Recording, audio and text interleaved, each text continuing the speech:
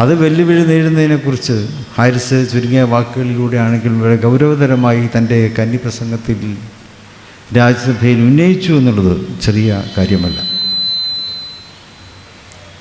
NEET ക്രമക്കേടുകൾ അതിനെക്കുറിച്ചും അദ്ദേഹം പറഞ്ഞു.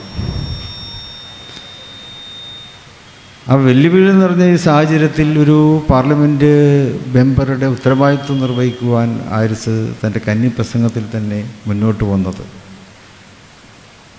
അദ്ദേഹത്തിലുള്ള പ്രതീക്ഷ വർദ്ധിപ്പിക്കുകയാണ്. റസാഖ് മാഷ പറഞ്ഞ പോലെ കോടതിയിൽ കേസ് വാദിക്കുമ്പോൾ ഫീസ് വാങ്ങിക്കോളൂ, ഫീസ് വാങ്ങാതിരിക്കണ്ട. ഉത്തരവാദിത്വമാണല്ലോ, അതിൽ ജോലിയെടുത്താൽ അതിൻ്റെ കൂലിയൊക്കെ വാങ്ങണം. ആ ജോലിയോടൊപ്പം തന്നെ പാർട്ടി ഏൽപ്പിച്ച ഉത്തരവാദിത്വവും അതും ഭംഗിയായി നിർവഹിക്കുവാൻ ഹാരിസ് മുന്നോട്ട് വരും എന്ന് നമുക്ക് ഉറച്ച വിശ്വാസമുണ്ട്.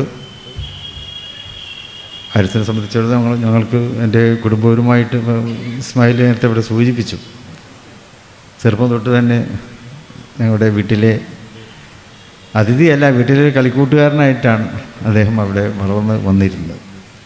അദ്ദേഹത്തിൻ്റെ പിതാവിൻ്റെ കാര്യം ഇവിടെ പറയുകയുണ്ടായി.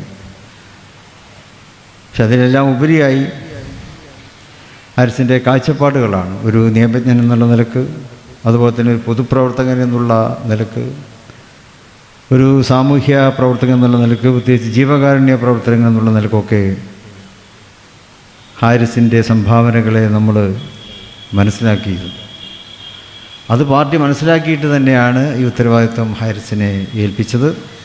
അത് ഭംഗിയായി നിറവേറ്റാൻ സർവശക്തൻ്റെ അനുഗ്രഹം അദ്ദേഹത്തിന് ഉണ്ടാകുമാറാകട്ടെ എന്ന് പ്രാർത്ഥിക്കുന്നു. കൂടുതലായിട്ട് പറയുന്നില്ല, എല്ലാ നേതാക്കളോട് സംസാരിക്കാനുണ്ട്. ഈ വേളയിൽ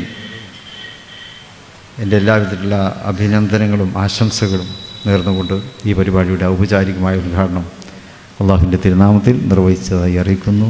നന്ദി. ജയ് ഹിന്ദ്.